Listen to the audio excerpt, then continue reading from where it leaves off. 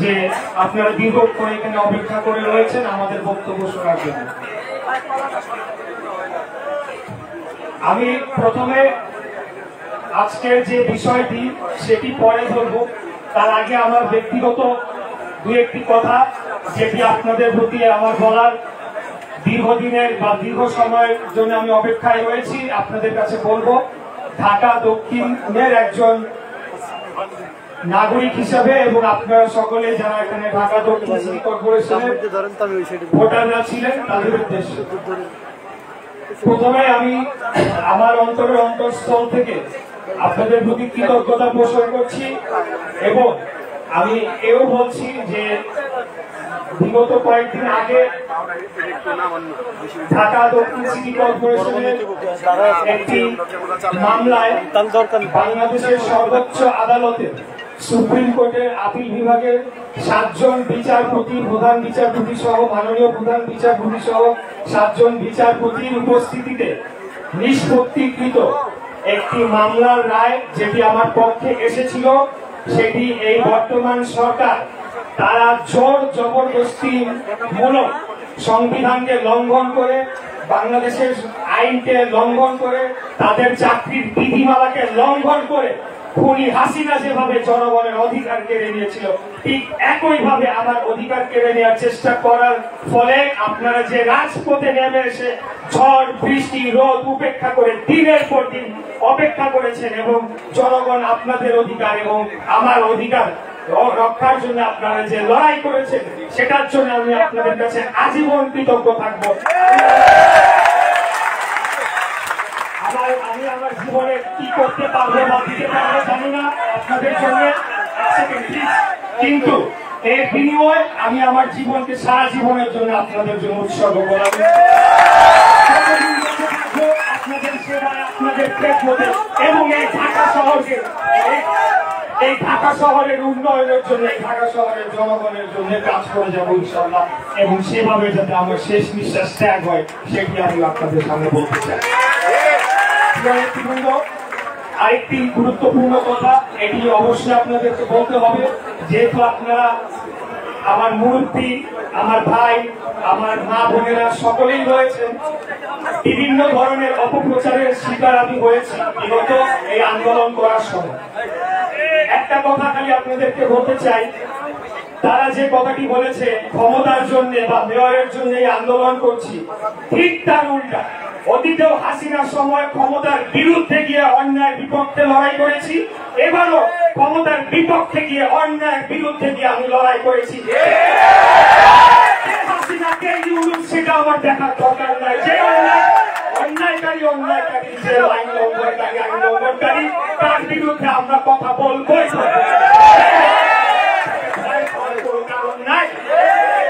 এই কারণে আমাদের নেতা জনাব তারেক রহমান, ওনার সাথে যখন আমি বিষয়টি নিয়ে আলাপ করি এই রায়ের বিষয়ে, তখন আমি নিজেও বলেছি, উনিও বলেছেন যে এদের অধীনে তো কোনো তেমন কিছু করার সুযোগ আমার হবে না, তারা সেই সহযোগিতাও করবে না। তো এটা একটা আনুষ্ঠানিকতা যেটা আছে সেটা সম্পন্ন করে এইভাবে আর কি ছেড়ে দেয়। তো ভালো কথা, আমি লন্ডনে গেলাম, গিয়ে আবারও বিষয়টি পুরোপুরি বুঝে আসলাম। এসে যখন আমার প্রক্রিয়া সম্পূর্ণ করা শুরু করলাম, তখন দেখলাম এই বর্তমান সরকার যারা নিজেদেরকে নিরপেক্ষ দাবি করছে, যারা নিজেদেরকে সম্পূর্ণ দল নিরপেক্ষ দাবি করছে এবং এমনও উদ্ধৃতি দিয়েছে যে বাংলাদেশের ইতিহাসের সর্বশ্রেষ্ঠ নির্বাচন নাকি তারা করবে, তারা নিজেরা সরাসরি যখন দলীয় আচরণ করে আমার অধিকারকে লঙ্ঘন করে এবং তার পোষ্য যে নতুন দল তৈরি হয়েছে সেই দলের নেতাদের, ছাত্র নেতাদের কথায় প্ররোচিত হয়ে সে বেআইনি কাজ করে, তখন অবশ্যই আমার সেটার প্রতিবাদ করার দরকার ছিল।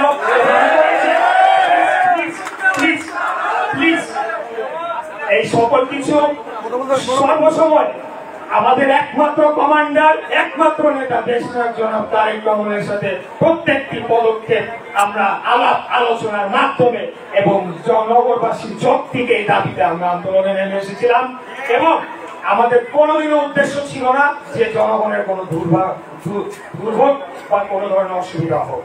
কিন্তু এখানে সম্পূর্ণ বেআইনি ভাবে এই শপথ অনুষ্ঠানটি গ্রহণ করতে না দিয়ে সরকারি জনগণের দুর্ভোগ আদায় করেছে। এখানে আমাদের উপরে যে একটা অঙ্গুলি হেলন করা হচ্ছে সেটা মোটেও ঠিক না। দোষটা তাদের, আজ পর্যন্ত তাদের, এখন পর্যন্ত তারা যেই সংবিধানের 106 ধারায় তারা মতামত দিয়ে শপথ গ্রহণ অনুষ্ঠান করেছিল, আমার সাথে তানভীর আহমেদ রবিন ভাই আমরা এই বঙ্গভবনে গিয়ে এদেরকে শপথ অনুষ্ঠান করিয়েছিলাম, সেই ধারা তারা লঙ্ঘন করেছে। তাহলে তাদের বৈধতা কোথায় থাকে সেই জবাব দিতে হবে। এই রায়টা যখন আসে তখন আমাকে প্রলোভন দেখানো হয় যে প্রশাসক হওয়ার। কেন আমি প্রশাসক হব? আমি একজন নির্বাচিত জনপ্রতিনিধি। প্রশাসক হইলে আপনারা হবেন, আপনাদেরকে আমি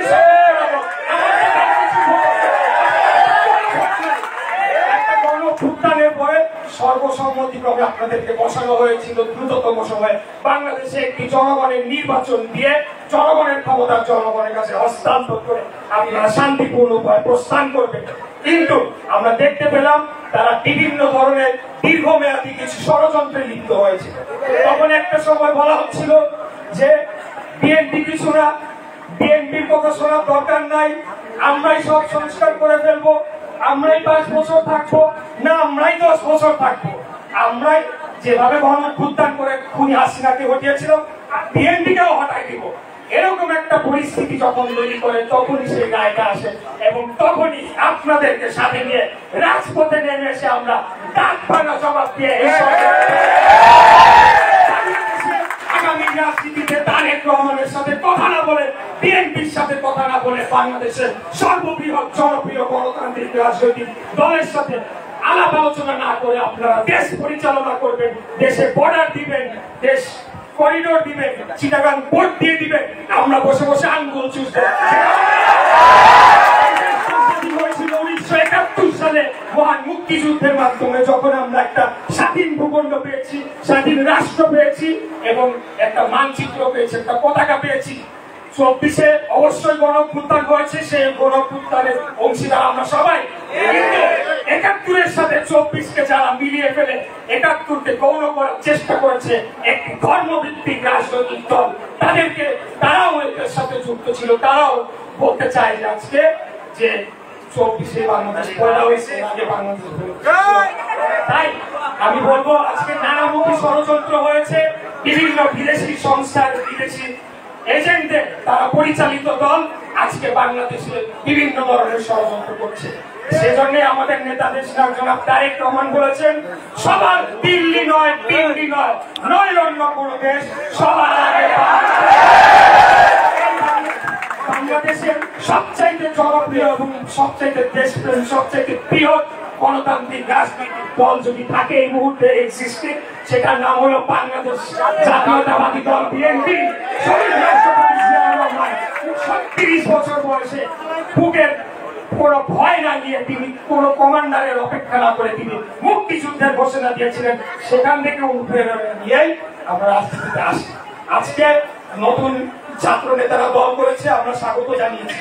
আমরা চাই আরো দল আসুক, বাংলাদেশে একটা গণতান্ত্রিক পরিবেশ বজায় থাকুক। বিরোধী দল না থাকলে তো আসলে গণতান্ত্রিক পরিস্থিতি এটা থাকে না। কিন্তু কোন দল যদি এসে এখন বলে বিএনপি কেউ না, বিএনপির কথা শোনা যাবে না, আরে ভাই বিএনপির জন্ম হয়েছে আপনাদের জন্মের আগে। আপনারা রাজনীতি করে আসেন, ঘাত প্রতিঘাত আন্দোলন সবকিছু সহ্য করে একটা পর্যায়ে অবশ্যই একদিন যাবেন। সেই দিনের জন্য আপনাদেরকে কাজ করে সেখানে যেতে হবে। কিন্তু আপনাদেরকে সেই জায়গায় পৌঁছানোর জন্য যতদিন না যাবেন জনগণের ভোটের অধিকার আমাদেরকে বন্ধ করে রাখতে হবে। সেই আশায় আমরা ঘুরে বালি ঢেলে দিয়েছি। ইনশাআল্লাহ যখন আপনাদেরকে নিয়ে আমরা এই মেয়রের দাবিতে গিয়ে আমরা সেই যমুনাকেও দিয়েছি, তখনই কিন্তু সেই সরকারের ঠিক মরে গিয়েছে। তারা বুঝে গিয়েছে এদের সাথে পারা যাবে না। ভাই যেমনিও নির্বাচন। তারপরেও শেষ কথা যেটা বলবো, আমি সবকিছু বিশ্বাস করতে রাজি না। আমি বিশ্বাস করতে রাজি না যে যখন বলা হয়েছে, যেভাবে বলা হয়েছে সেভাবে নির্বাচন যে হবে সেটার কোন নিশ্চয়তা আল্লাহ তাআলা ছাড়া কেউ দিতে পারবে না। ফেব্রুয়ারি হোক বা ডিসেম্বর হোক বা সেপ্টেম্বর হোক, আমাদের বাংলাদেশ জাতীয়তাবাদী দলের কর্মীদেরকে সর্বদা প্রস্তুত, সর্বদা সজাগ থাকতে হবে।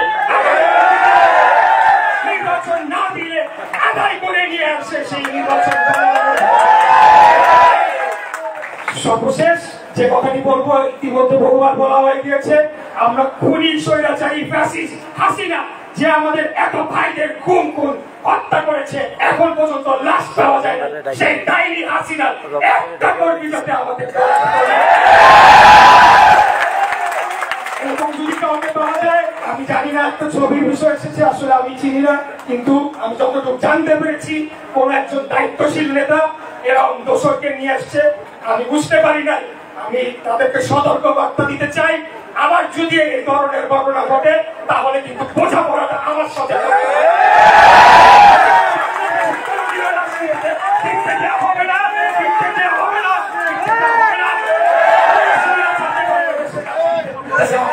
এটাই হইল আমাদের শেষ কথা। আমরা ক্ষমতার জন্য লড়াই করি না, ক্ষমতার বিরুদ্ধে গিয়ে অন্যায় লড়াই অতীতেও করেছি, আগামীতেও যতদিন প্রয়োজন যাবো ইনশাআল্লাহ। এই আশা ব্যক্ত করে আমার বক্তব্য শেষ করছি। বাংলাদেশ জিন্দাবাদ, বাংলাদেশ।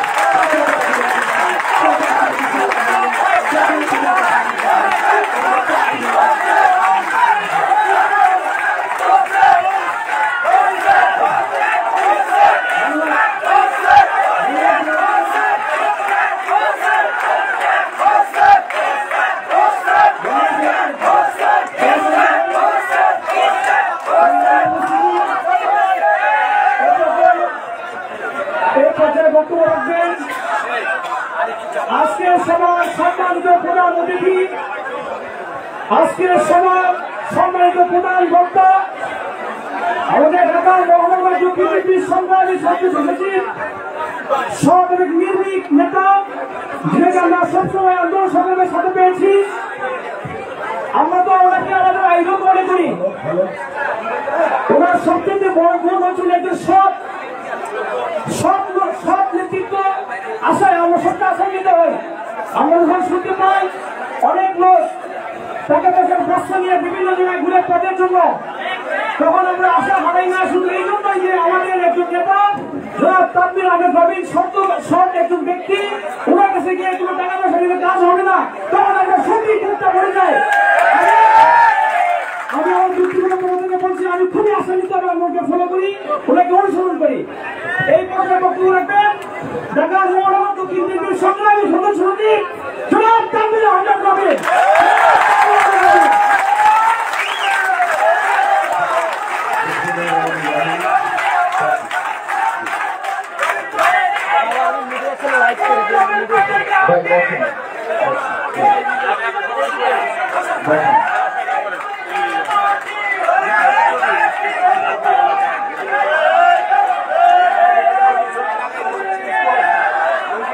আমার একটা অনুরোধ, বক্তব্য শুরু করার আগে মাঝখানে কেউ স্লোগান দিবেন। আমি জানি মাঝখানে ওই জোশ চলে আসে আর অনেক আবেগী হয়ে যায়, স্লোগান দিবেন না, কারণ বক্তব্যের ফ্লোটা নষ্ট হয়ে যায়। যেটা বলতে চাই সেটা হয়তো ভুলে যেতে পারে। ঠিক আছে? বিসমিল্লাহির রহমানির রহিম। ঢাকা মহানগর দক্ষিণ বিএনপি আওতাধীন এবং এই এলাকার ইউনিয়নের একজন জনপ্রিয় চেয়ারম্যান ছিলেন, ঢাকা মহানগর দক্ষিণ বিএনপির অন্যতম যুগ্ম আহ্বায়ক জনাব মনির হোসেন চেয়ারম্যান। বিশেষ অতিথি হিসেবে উপস্থিত আছেন বাংলাদেশ জাতীয়তাবাদী দল বিএনপির আন্তর্জাতিক বিষয়ক কমিটির অন্যতম সদস্য, ঢাকা মহানগর দক্ষিণ বিএনপির জ্যেষ্ঠ সদস্য,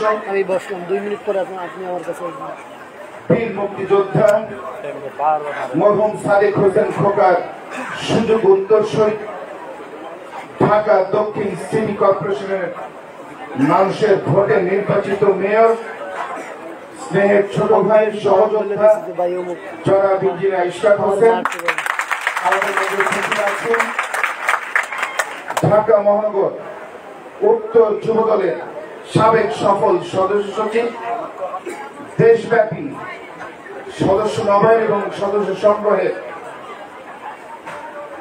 মনিটরিং টিমের সদস্য, সংগ্রামী জননেতা জনাব জগলুল পাশা পাপেল, আমাদের মাঝে উপস্থিত আছেন ঢাকা মহানগর দক্ষিণ বিএনপির অন্যতম সদস্য দক্ষিণ যুব দলের সাবেক ভারপ্রাপ্ত সভাপতি সাইদ হাসান মিন্টু, উপস্থিত আছেন ঢাকা মহানগর দক্ষিণ মহিলা দলের সাবেক সাধারণ সম্পাদক, সাবেক জনপ্রিয় কাউন্সিলর, দক্ষিণ বিএনপির অন্যতম সদস্য শামসুন নাহার ভুইয়া, উপস্থিত আছেন কামরাঙ্গীরচর থানা বিএনপির সাবেক সফল সাধারণ সম্পাদক, সাবেক যুব নেতা মোহাম্মদ নাইম, আমাদের মধ্যে উপস্থিত আছেন ঢাকা মহানগর দক্ষিণ কৃষক দলের সংগ্রামী সভাপতি, সংগ্রামী জননেতা জনাব হাজী কামাল, উপস্থিত আছেন ঢাকা মহানগর দক্ষিণ স্বেচ্ছাসেবক দলের সংগ্রামী সিনিয়র সহ সভাপতি এস.এম. সায়েম, উপস্থিত ঢাকা মহানগর দক্ষিণ মহিলা দলের সহ সভানেত্রী ফেরদৌসী বেগম, উপস্থিত ঢাকা মহানগর দক্ষিণ ছাত্র দলের ভারপ্রাপ্ত সাধারণ সম্পাদক সংগ্রামী নেতা রফিকুল ইসলাম রফিক, উপস্থিত দক্ষিণ ছাত্র দলের সিনিয়র সভাপতি মাহমুদ হোসেন, উপস্থিত আজকে যিনি সঞ্চালনা করছেন কামরাঙ্গীরচর থানা বিএনপির সাবেক সাংগঠনিক সম্পাদক আওলাদ হোসেন সাইফুল ইসলাম, উপস্থিত 55, 56, 17 নম্বর ওয়ার্ড বিএনপির সংগ্রামী সভাপতি, সাধারণ সম্পাদক এবং অঙ্গ সহযোগী সংগঠনের নেতৃবৃন্দ এবং মা বোনেরা, মুরব্বিয়ান যারা বসে আছেন, আসসালামু আলাইকুম। অবশ্যই বলতে হয় যে কামরাঙ্গীরচর বিএনপির ঘাঁটি। এত মানুষের বক্তব্যের পরে একটি চেয়ার এখনো পর্যন্ত খালি হয়নি। দীর্ঘ সময় 18 বছর যাবৎ বাংলাদেশের মানুষের ভোটাধিকার আদায়ের জন্য আমাদের দলের নেতাকর্মীরা আপনারা লড়াই সংগ্রাম করেছেন। নেতাকর্মী মৃত্যুবরণ করেছেন, বহু নেতাকর্মী বন্ধুত্ববরণ করেছেন, আমাদের লক্ষ লক্ষ নেতাকর্মী ভুয়া মামলার আসামি হয়েছে। এই দীর্ঘ 18 বছরের লড়াই সংগ্রাম আমাদের বহু নেতা কর্মীরা তাদের ব্যবসা বাণিজ্য হারিয়ে নিঃস্ব হয়েছে।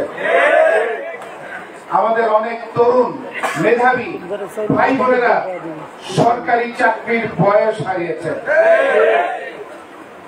আমাদের পরিবারের সদস্যরা, আমাদের দলের নেতা কর্মীরা জেলে থাকা অবস্থায়, পালিয়ে থাকা অবস্থায় অনেক আপনজন হারিয়েছেন। এই 18 বছরে আমরা আমাদের আপনজনের জানাজায় পর্যন্ত শরীক হতে পারি না। বই পুস্তকে এমন কোন শব্দ নাই যে যেই ত্যাগ আমাদের দলের নেতা কর্মীরা মানুষের ভোটাধিকার আদায় করতে পারে না। আমাদের জীবনের 18টা বছর আমরা বাংলাদেশের মানুষের জন্য, আমাদের এলাকার মানুষের দাবি আদায়ের জন্য আমরা মানুষের জন্য উৎসর্গ করে দিই। এই 18 বছর আবার একদিকে সবাই আন্দোলন সংগ্রাম করে না, মুষ্টিময় আমাদের কর্মীদের খবর পাস করে দিয়ে তাদের সাথে সুবিধায় নেয় নাই। তারাই আমাদের এই এলাকার দলের নিবেদিত প্রাণ এবং পরীক্ষিত নেতা কর্মী।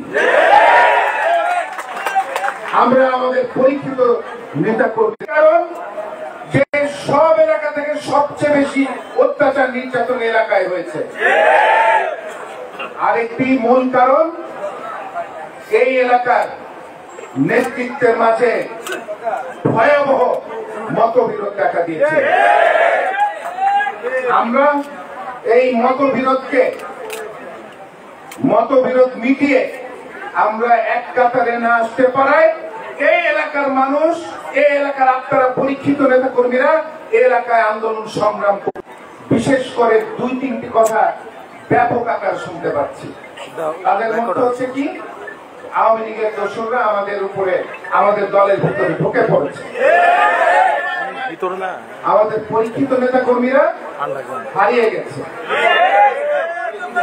অথবা আমাদের পরীক্ষিত নেতা কর্মীরা আমাদের কর্মকাণ্ডের কারণে তারা পিছিয়ে পড়েছে।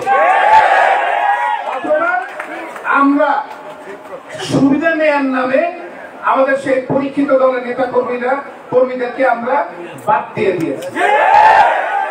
সেটি হচ্ছে আসল চিত্র।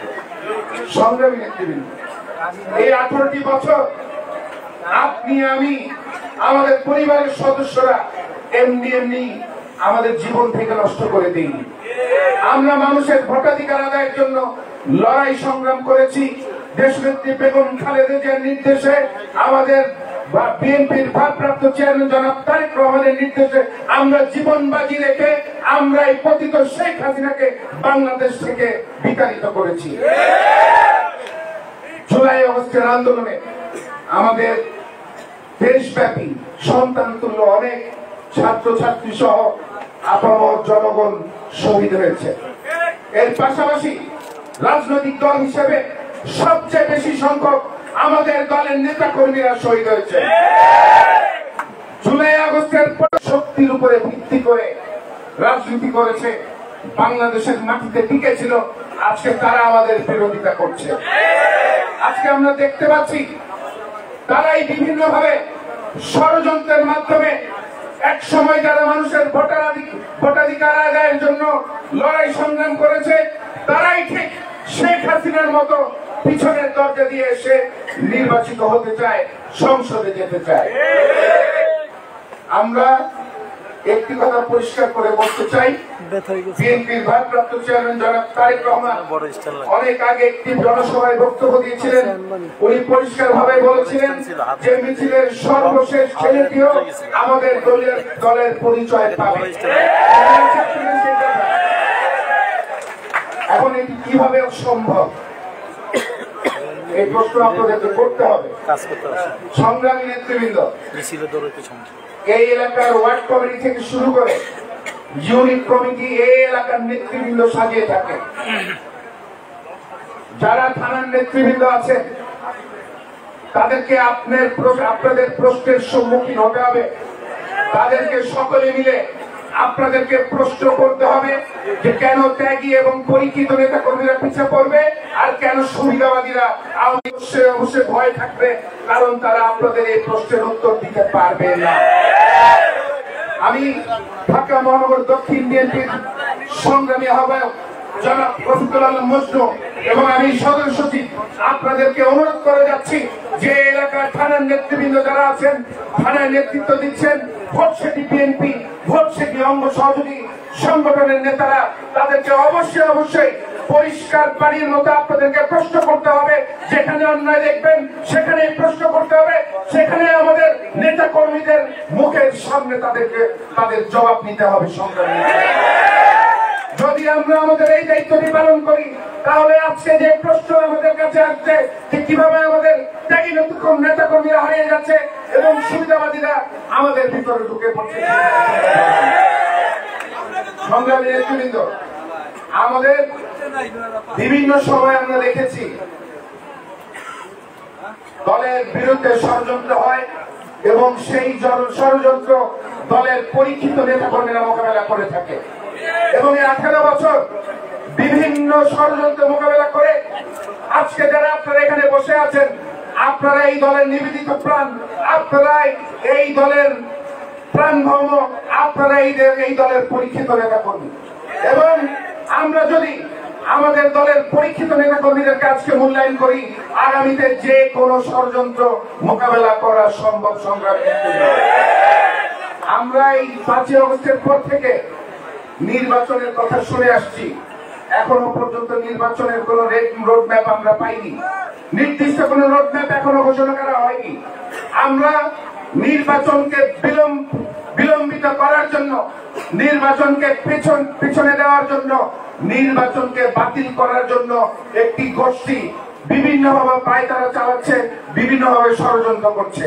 তার মধ্যে একটি অংশ হচ্ছে পিআর পদ্ধতিতে নির্বাচন। আপনারা শুনেছেন সবাই, প্রপোর্শনাল রেট মানে আনুপাতিক হারে নির্বাচন হবে। তারা আনুপাতিক হারে নির্বাচন করতে চায়। ইতিহাস বাংলাদেশের সাক্ষী আছে।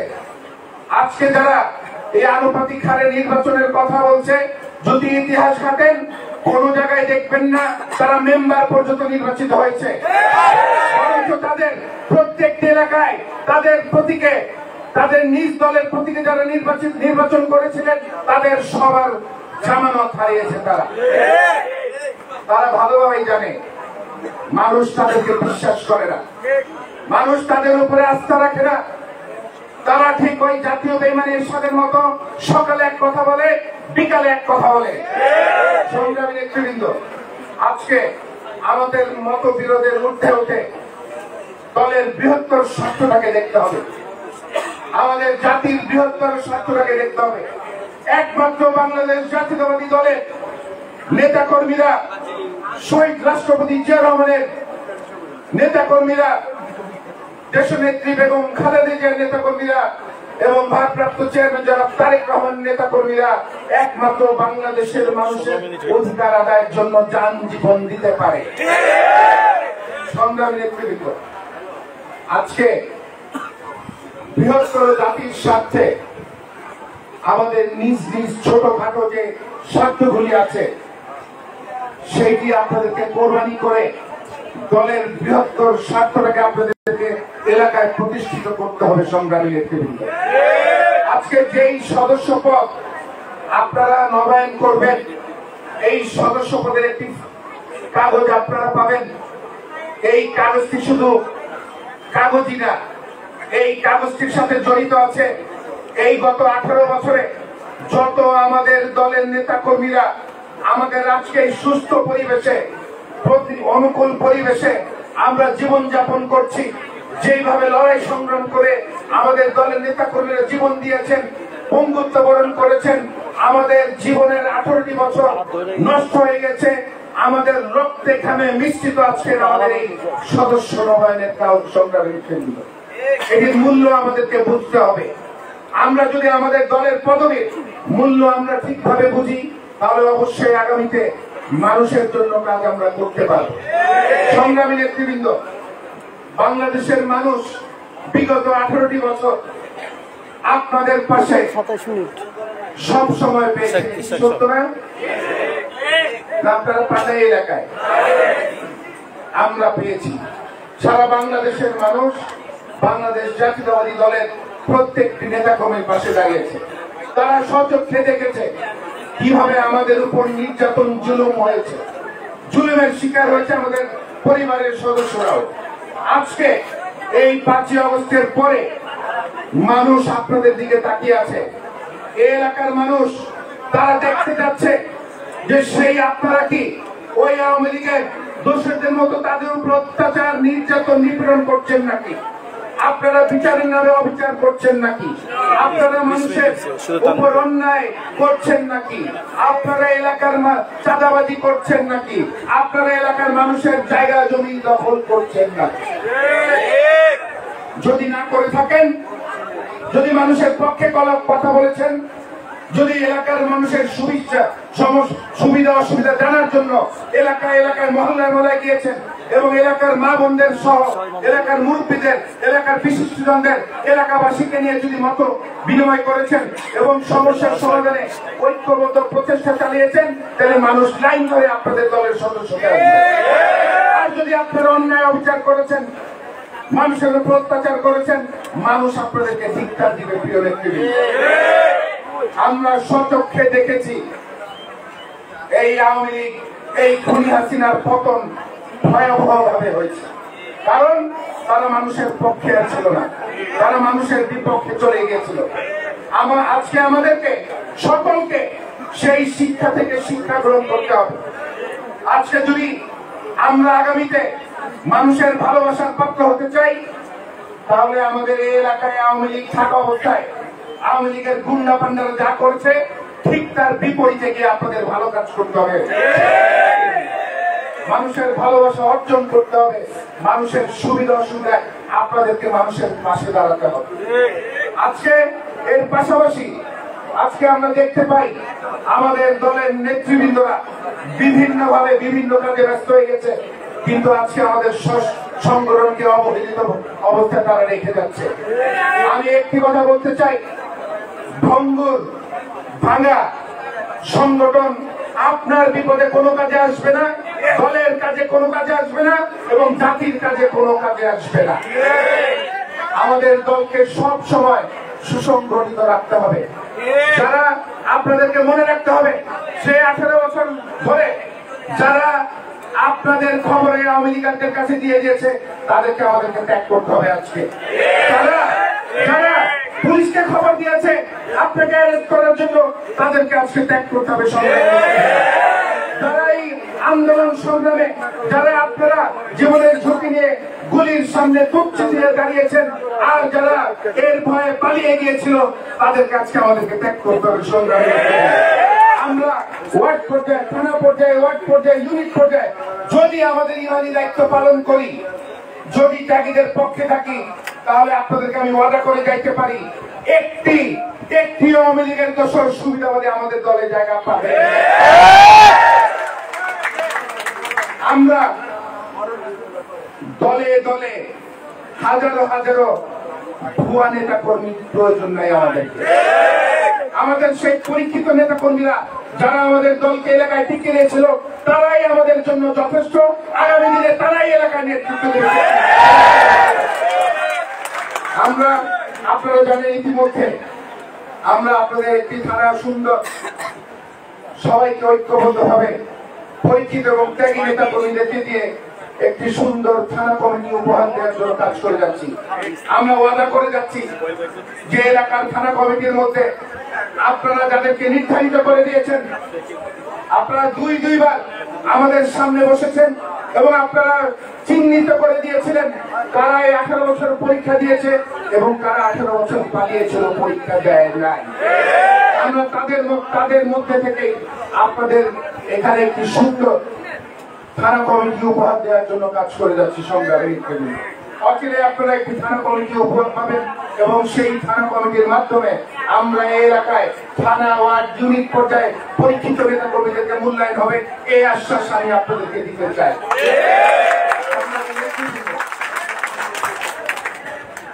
আমাদের মূল উদ্দেশ্য ছিল বাংলাদেশের মানুষের ভোটাধিকার ফিরে দেওয়া। সেই পর্যন্ত আমরা কিন্তু কাজটি সম্পূর্ণ করতে পারি নাই। আমাদেরকে সুসংগঠিত থাকতে হবে। আমাদের কারণে আমাদের হাজার নেতা কর্মী, লক্ষ নেতা কর্মী, কমপক্ষে এক একজনের 10টি নিম্নের মামলা আছে না? সেই মামলা কি এখনো শেষ হয়েছে? আমরা ঠিক সেই 18 বছর সারাদিন কোর্টের বারান্দায় হাজিরা দিয়েছি। আমরা এখনো মুক্ত পরিবেশে এখনো হাজিরা দিতে যাই। আপনাদেরকে আজকে বুঝতে হবে আপনাদের এই বেদনা। আমাদের দল যদি রাষ্ট্র ক্ষমতায় না যায়, মানুষের ভোটে, মানুষের ভালোবাসায় যদি রাষ্ট্র পরিচালনা করে দায়িত্ব না পায়, আপনার যে এই যে বেদনা, 18টি বছর ভুয়া মামলার আসামি হয়েছেন এবং এই ভুয়া মামলা হাজিরা দিতে দিতে আপনার কষ্টে অর্জিত যে টাকাগুলি নষ্ট হয়েছে, এই বেদনা আমাদের দলের প্রধান ছাড়া, জনাব তারেক রহমান ছাড়া আর কেউ এই বেদনা বুঝবে না।